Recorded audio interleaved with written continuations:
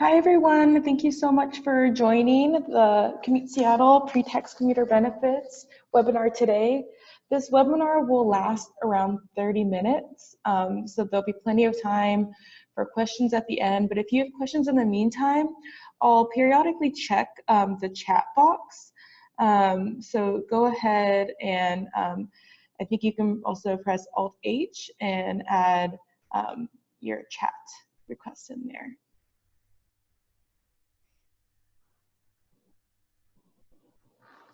Okay, great. So in case anyone on this webinar is unfamiliar with Commute Seattle, we are a nonprofit that fosters relationships between the private and public sector to help employers navigate the commuting needs of their employees.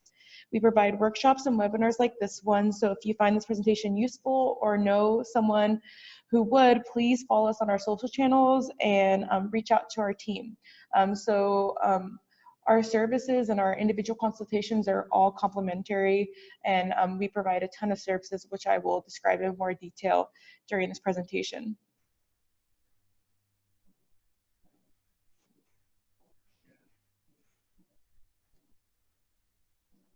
Okay, great. So beginning on what we'll cover today, we will go over what pre-tax commuter benefits are.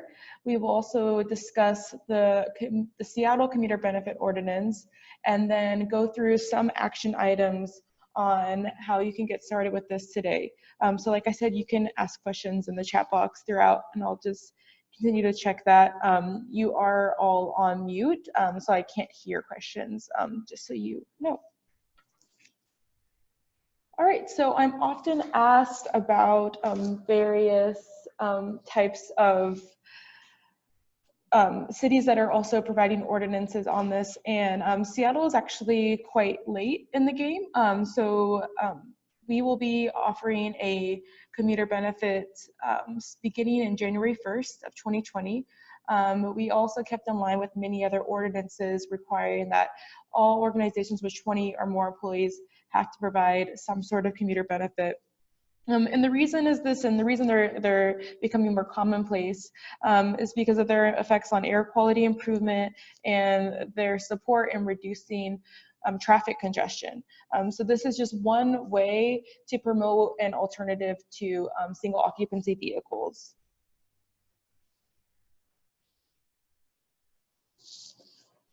So pre-tax commuter benefits are cost neutral, and they work with every employee that is a W-2 recipient.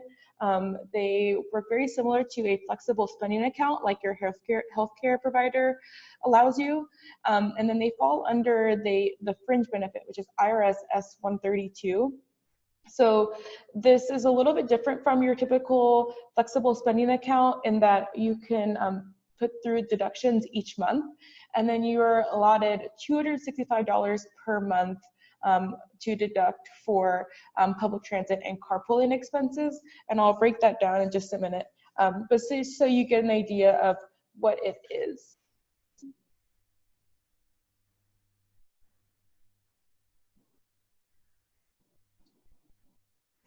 So as I mentioned before, all businesses with 20 or more employees located within Seattle, and this means that if they have 20 or more employees worldwide, that they also are included in this benefit compliance. And then these employees at the organizations work on an average of 10 or more hours per week. So nonprofits are exempt from the commuter benefit ordinance, which is not the case in other cities, but in Seattle it is. So as I mentioned before, you can deduct $265 a month on your transit and carpooling expenses, and then an additional $265 per month on parking. This comes to a total of $530 per month that can be taken out of your employee's paycheck tax-free for these expenses to get to and from the workplace. So there is a lot of flexibility in this. You could combine these with a ferry pass, you can combine this with different rideshare services, but what the Seattle Commuter Benefit Ordinance requires is that you cover the transit and carpooling, or you allow deductions for the transit and carpooling expenses. And then some benefits to participants. For employers, it is becoming more and more commonplace in our Seattle area to provide a commuter benefit of sorts. So this is a great way to retain quality talent, but also it is a really great way when you're out recruiting to have this great perk of a Orca card or carpooling services to help your employees get to work. Employers can save up to 9% on payroll taxes because of the money being deducted from the employer's income or the employee's income. They are saving on FICA taxes that they would normally pay. And this is a obvious green business practice to find ways for your employees to get to work that don't include parking or driving their car. For employees, they're saving an average of 30% on their commute expenses, and this can save them a lot of money, not to mention all the money that they'll save not paying for gas and insurance on a regular monthly basis as well.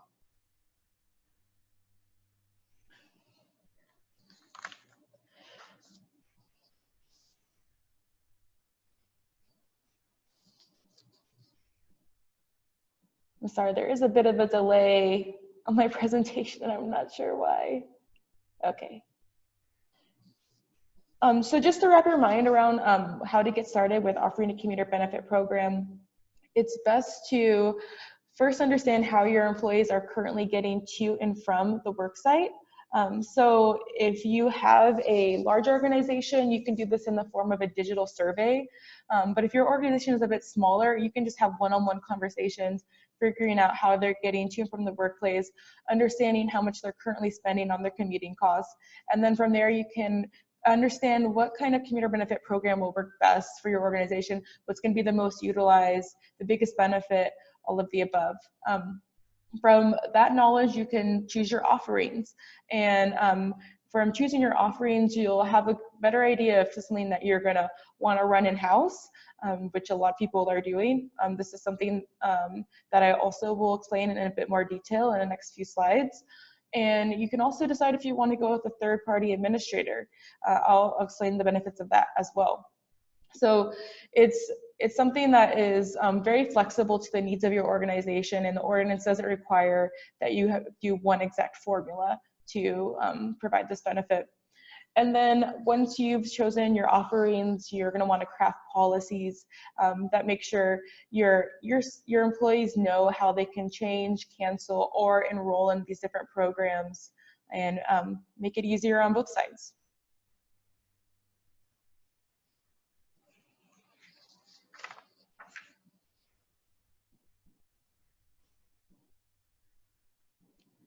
All right, so as I had mentioned, there's a survey that you can have your employees complete.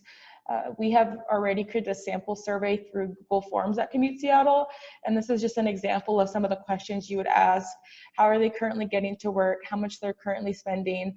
And if your business was to provide a various type of commuter benefit, would they take advantage of it? And I can absolutely share a link to this survey for you so that you get an idea of the questions that you can ask. Another thing to have, and we can send this, Commute Seattle can send this to you as well, is an enrollment form. So this explains what are the pre-tax benefits, how you can enroll, cancel, or change the program that you have decided to offer to your employees. And this would also serve as a way for you to show the city that you're in compliance. So this would also serve as your offer letter, just as much as it would serve as an administrative form for your organization.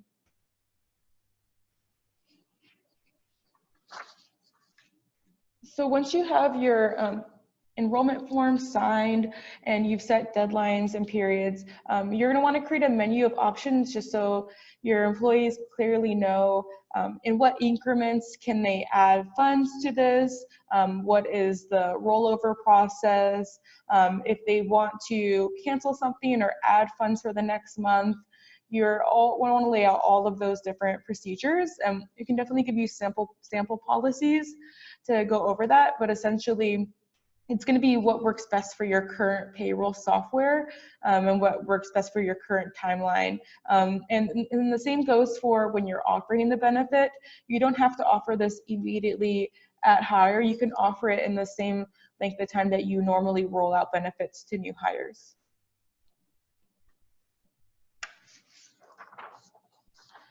So when you're choosing your offerings, you're also going to want to know how you're going to offer this or administer it. And so I'll go through the 3 different ways that are most common to offer the commuter benefits.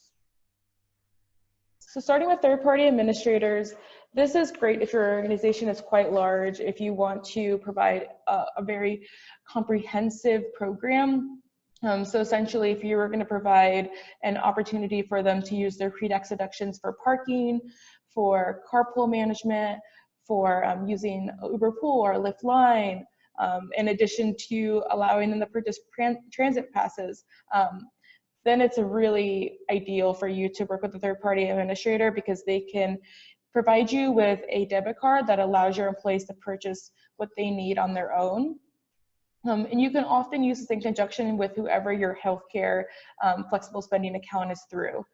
So this allows a lot more flexibility, and what the icons I have on this slide are just showing very popular third-party administrators that people in Seattle work with. So also very unique to our region is the Orca for Business programs. There are 2 different types of program. The Orca Passport is a bundled value. You have to have at least 5 or more employees, and this is required to go to all of your benefit eligible employees, with the employer providing up to 50% of a subsidy towards the Passport program. The choice account is much different and provides a lot more flexibility. It's done on a monthly basis. It's retail value, and there isn't a minimum amount of employees that you have to provide this to. It's completely flexible month to month, and you don't have any kind of amount of subsidy that you have to provide for it. So it's these programs, as far as value proposition, they're very different, and they're very dependent on what your organization finds most useful. And doing that initial survey, you'll have a better idea of what program would work best for you.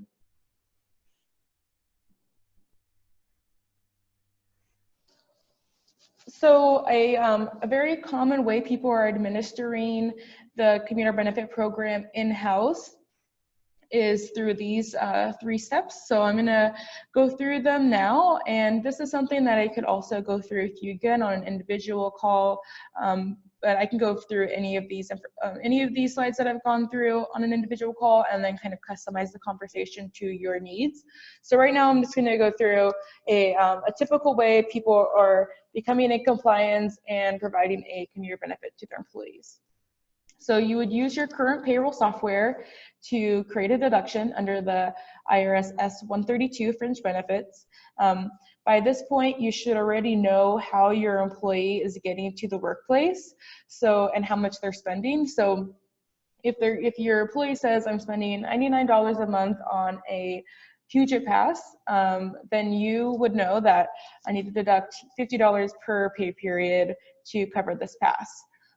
So that money then goes into another bucket, is what we'll call it, and you as the employer would open up a Orca Choice account and purchase a Orca card for this employee, adding those funds to it. So you would likely be reimbursed for the initial Orca card purchase, or you could have it go as it goes month to month, have a program that allows your employee and you to kind of simultaneously add the funds. And then you would need to reload the values each month. So that's when it's really clear that you need to have policies that make sure you're not scrambling each month to know how much money people are adding to it. And then it's just really defined how much they can add and at what point they can add or change the amount.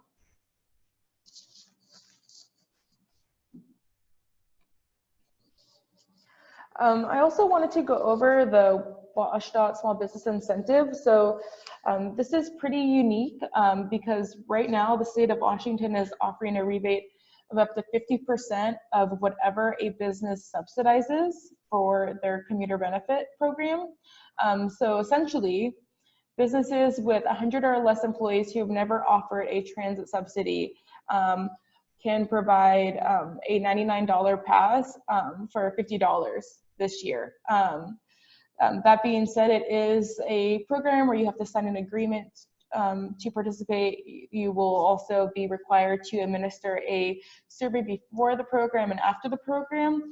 But otherwise, it's a great way to see what commuter benefit program would work best for your employees, see the value of it, but not have to pay the full price of it.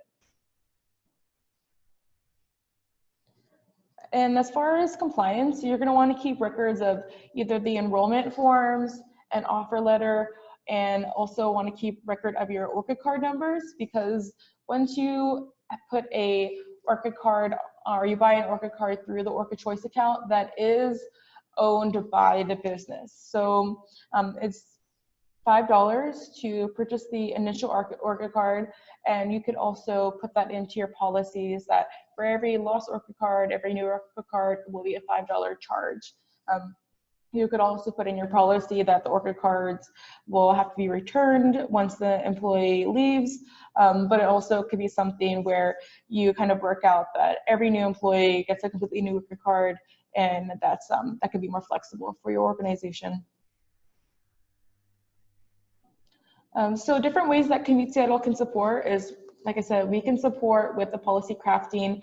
We also have benefit toolkits, so you can see the various different ways that employers can comply. There are many ways to comply, and it's very flexible to what the organization that you work for's needs are. So we can provide you some toolkits and information on that. And then we can also provide third-party referrals, as well as setting up Orca card programs and working directly with somebody as that is an Orca sales specialist to set up these programs. And yeah, any questions that come up, I've been getting to hear a lot of really unique scenarios lately, and so that's always interesting for me. And we can also talk about questions in the chat box after this presentation. And then one more thing is we recently put out a commuter benefits survey, and if you go to the link here, it's commuteseattle.com-orca-programs- you can take a commuter benefit program survey, and it will ask you the questions that about your organization, about your employees, maybe even more about your budget, and then provide you with an answer of the best program for you. So at this time, I'm gonna leave you with our contact information. And so you can call the hotline Monday through Friday, 9 to 5. You can also visit the website. There are some FAQs on there. You can email me, renby@commuteseattle.com, or the pre-tax email, which is pretax@commuteseattle.com. And I'd be happy to take your questions now. So go ahead and put it in the chat box, and I can answer the questions verbally.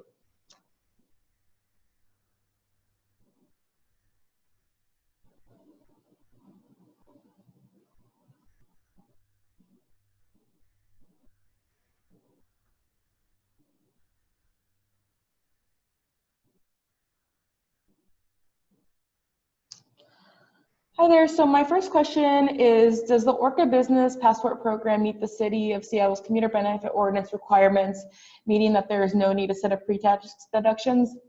And yes, that is true. So you can allow your employees the opportunity to purchase the Orca cards pre-tax, or if you provide them with a subsidy that is at least 30% of their commuting costs to your organization, then you are in compliance.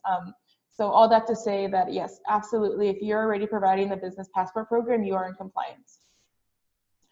So the next question is, there a cost to an employer for utilizing a third-party vendor, and if so, what is the average cost? So there is various different methods that they charge fees. One of which is some will just take the amount that the employer would save. Other programs have an initial annual fee for running the service. So once you understand the complexity of your program, then you can go ahead and talk with a third party and they can provide you with a cost estimate. But I do not know what the average cost is. I'm sure that depends on the organization size. Next question is, with the Orca choice option you described, will be providing a new card to each enrolled employee, correct? And I would say yes, you would be providing a new card to each enrolled employee. So their question is, people who already have Orca cards would have 2 cards and continue to use their personal cards for backup or extra expenses each month if they don't have enough in the company card. And yes, that is correct. You can also add a card onto a business account. So if your employee wants to use a card that they have used for a long time, it can be added to the business account. The caveat there is it cannot be reused if they ever move to another business or organization. It has to always stay with that business account. Not meaning that they couldn't like take it and reload funds as they please, but it just could never be added to another business account.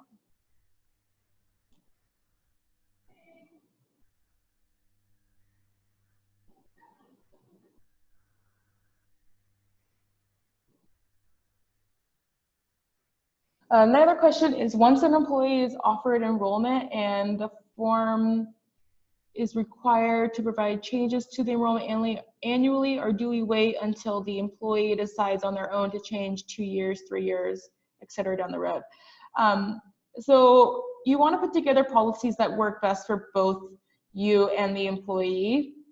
You can change it on a monthly basis if that's what works for you. That is something that we've seen as a typical policy, that you make changes the first of the month prior to the next month. That being said, that's just enough time where you can make sure the payroll deductions go through and that the administrator has enough time to sort through how to add funds onto that card.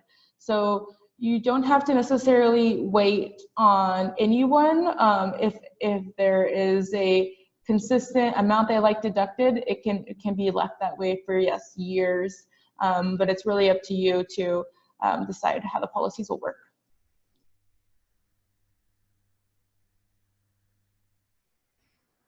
The next question is, if we set up an Orca business choice account, then both the employer and employee can both log into the account, make changes, view availability of funds. So this is a great question. And as far as an Orca choice account goes, the employer would, yes, have access to the account, be able to make changes and then view all that, but the employee would also have to register their card outside of the Orca choice account. So it wouldn't necessarily be the same account you'd be logging into. It'd be the same card you would see, but not the same account, if that makes sense. The next question is, how can I get a copy of the employee survey to find out how employees are currently commuting to work? I'd be happy to send that to you. Just reach out to the email on the last slide. If my group chat is in the way, I'm really sorry, I'll move it. But yeah.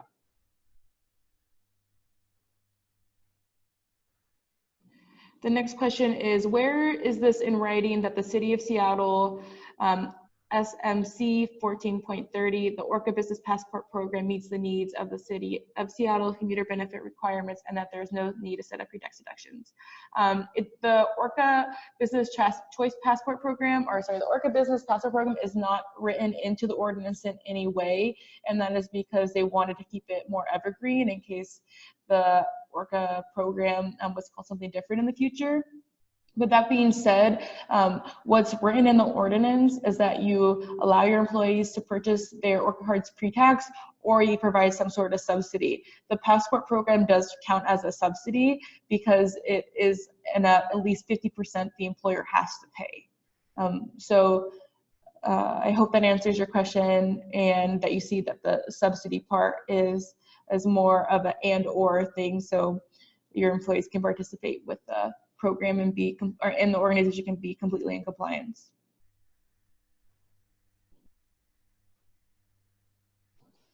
I'm happy to answer any more questions as they come up. or you can absolutely email me or call me. I'm just going to wait online a little bit longer and see if there's any more.